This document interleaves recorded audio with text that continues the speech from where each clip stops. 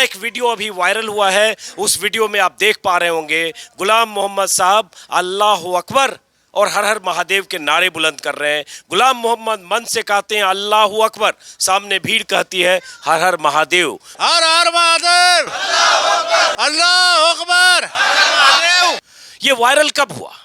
जब राकेश टिकैत ने मुजफ्फरनगर की पंचायत महापंचायत के मंच से अल्लाह अकबर और हर हर महादेव के नारे लगाए, तो राकेश टिकैत के उस नारे से एक हिस्से को काटकर, जिसमें सिर्फ वो अल्लाह अकबर कह रहे थे, वायरल किया गया इस संदर्भ में कि राकेश टिकैत ऐसा नारा लगा रहे हैं जो धर्म विशेष को केंद्रित करता है और उसके पीछे उनके मकसद को संदिग्ध बनाने की कोशिश हुई। इस नारे की अहमियत, ज़रूरत और कब से इस नारे का इस्तेमाल आप लोगों के बीच हुआ, उस पर्चे का जिक्र मैंने किया, जरा आपसे सुनना चाहता हूँ। यह सन 87 में जो हमारा आंदोलन चला था शामली से बिजली घर से, वहाँ पर 2 लड़के शहीद हो गए थे। एक जयपाल था, एक अकबर था। इन दोनों के शव जो है सड़क पर रख कर जाम लगाए हुए थे। वहाँ ये नारा चौधरी साहब ने और हमने मिलकर लगाया था, हर हर महादेव, अल्लाह अकबर, अल्लाह अकबर, हर हर महादेव। इनका इतिहास अगर देखें जो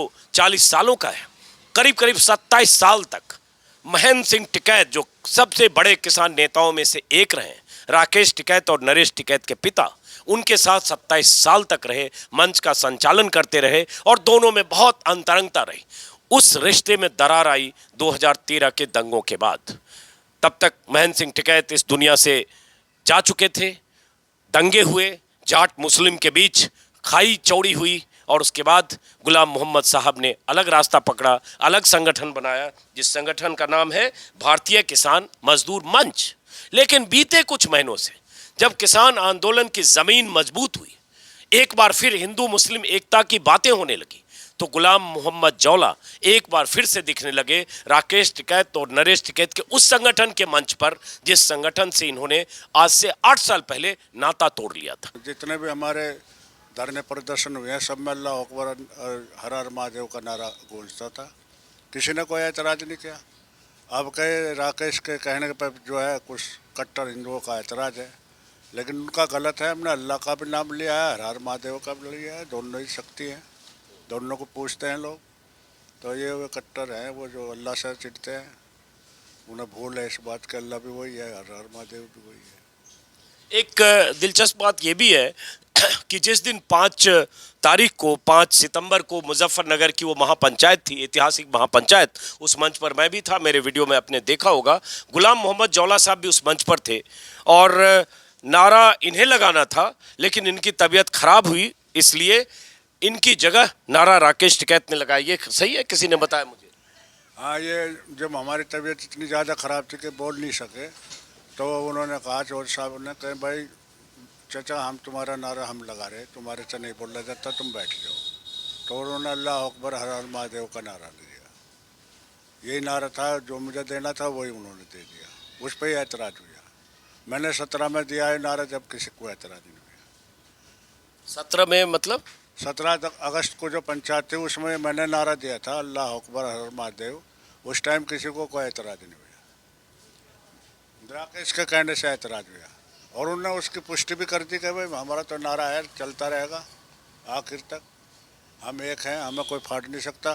तुम तोड़ने का काम करोगे, हम जोड़ने का काम करेंगे, उन्होंने साफ कह दिया स्टेज से।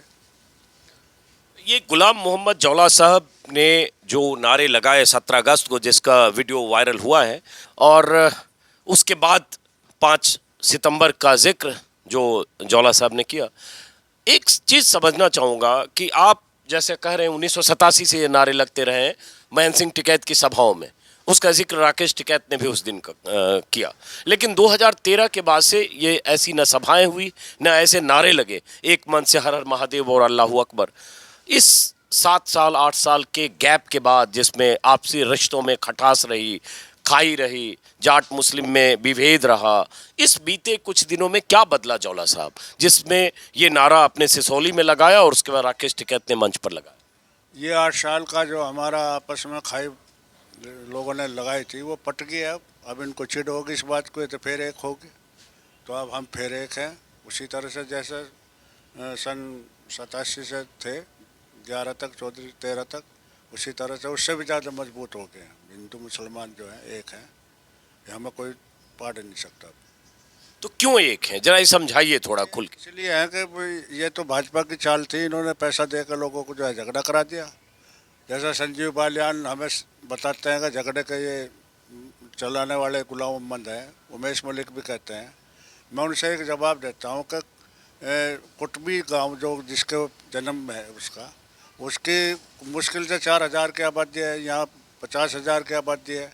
यहाँ एक भी बच्चा नहीं हताश हुआ, कोई मुर्गी का बच्चा भी नहीं मरा। उसके गांव में 4 आदमी कत्ल हुए, उसने वो नहीं रोक पाया। कातिल हमें बता रहा, कातिल खुद है।